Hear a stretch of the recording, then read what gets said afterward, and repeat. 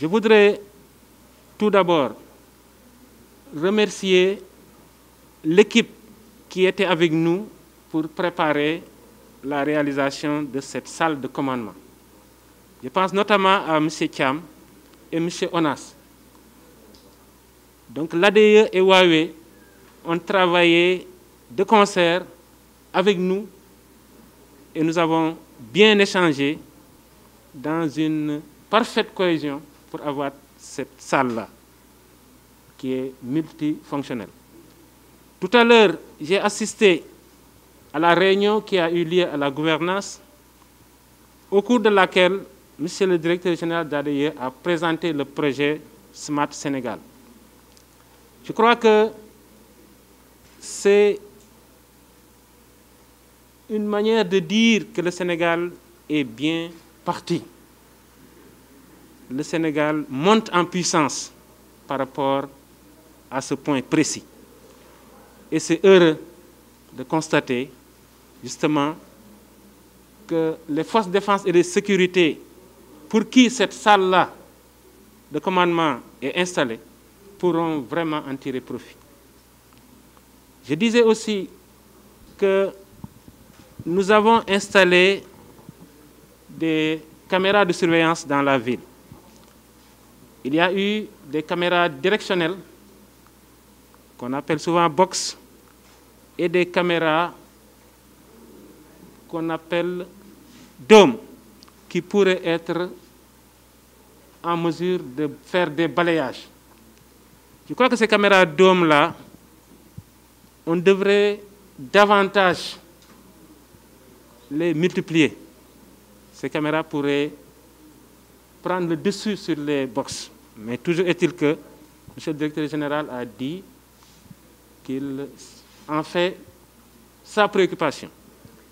Toutefois, on a constaté que la ville de Saint-Louis a une partie qui n'a pas encore été couverte par ces caméras de surveillance. C'est la partie île, alors que la partie continentale est déjà opérationnelle.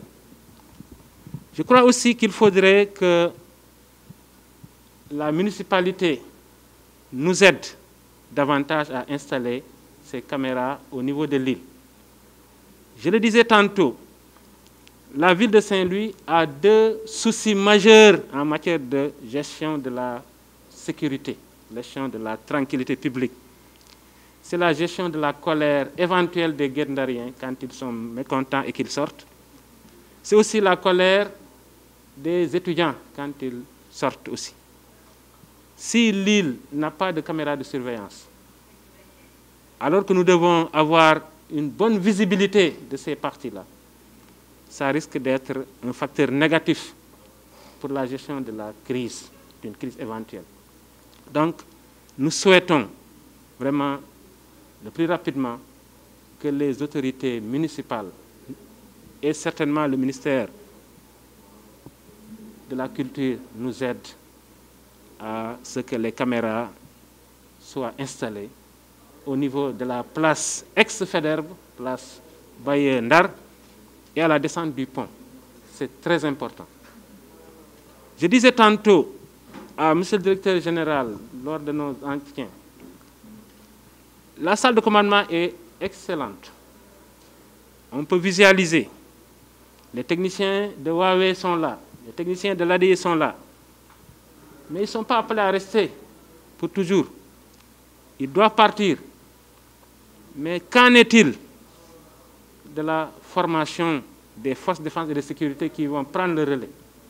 J'ai demandé à ce que M. le directeur général nous aide davantage pour que les forces de défense et de sécurité qui doivent prendre ce relais soient rapidement formées. Et c'est très important. Oui, effectivement, vous savez, ça nous permet d'avoir une bonne visibilité et une bonne politique d'anticipation. Et ces caméras nous permettent aussi de revenir en arrière quand on est devant une situation et qu'on veuille vérifier certaines données. L'exemple qui a été montré est très patent. Un cas d'accident a eu lieu à la devanture de l'université Gaston Berger. On a visionné le 14, ça s'est déroulé le 14. Toutes les circonstances qui ont amené l'accident ont été très clarifiées. Là, vous regardez les images, vous n'avez plus besoin d'autre chose puisque tout est clair. Je crois que c'est une très bonne chose, ce projet Smart Sénégal, qui a beaucoup de volets. Mais je disais aussi que nous avons des caméras intelligentes à Dakar. À Saint-Louis aussi, on en a besoin. Je ne sais pas si M. le directeur général pourra nous aider à ce que ces caméras intelligentes aussi soient amenées ici à notre niveau, à Saint-Louis et certainement dans d'autres régions. Ça a exploité réellement ces caméras. Il n'y a que 2 ou 3 jours qu'on a commencé. On attendait le signal officiel avec la visite de chantier de M. le directeur général. Et vous savez, l'ADE et Huawei sont là pour nous aider. Nous, forces de défense et de sécurité, nous devons prendre le relais. Mais à notre niveau, on n'a pas encore de spécialistes pour prendre cette question en charge. Peut-être certainement le jour où nos spécialistes seront là, on sera mieux en mesure de donner des indications précises. Mais en attendant, on fait travailler quand même les responsables de l'ADE et de Huawei qui nous aident à circonscrire certaines situations. Voilà.